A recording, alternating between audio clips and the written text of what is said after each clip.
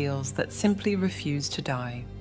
It did not matter how many times it was attacked, how many times was it ridiculed, how many times has it been declared obsolete. It remained, and it remains. These ideals constitute the forms of integrity upon which modern life was built. The irony, the very civilization that benefits from these forms of integrity works actively to destroy them.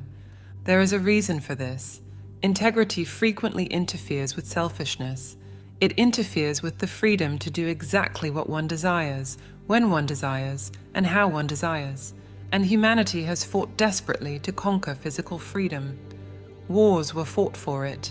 Revolutions erupted in its name. And the majority of people have achieved a considerable degree of this freedom. One can go where one wants, say what one wants, live how one wants. But this personal freedom was not submitted to the censorship of integrity. Here is the central problem, and it is rarely discussed in these terms. The human being has conquered the capacity to do anything. However, he has not disciplined, he has not integrated, and he has not educated the structure of desires within himself. External freedom has expanded enormously. Internal freedom has remained chaotic, wild, without direction. You can do what you want.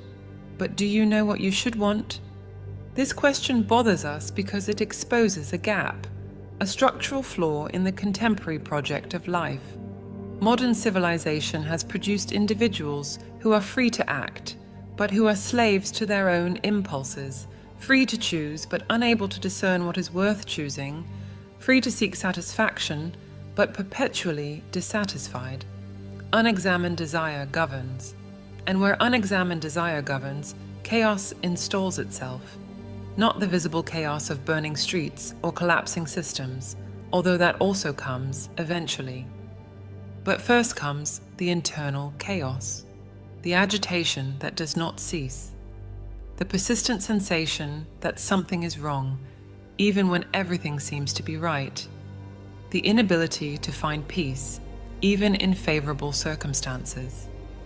This is the legacy of the revolution against tradition, not the promised freedom, but a new form of prison, constructed not with bars of iron, but with undisciplined desires and abandoned integrity. The contemporary individual looks around and does not find a solid foundation under anything. He seeks integrity, he looks for something to lean on, and he discovers repeatedly that the thing in which he deposited his trust does not possess the substance that he imagined, the tradition that could sustain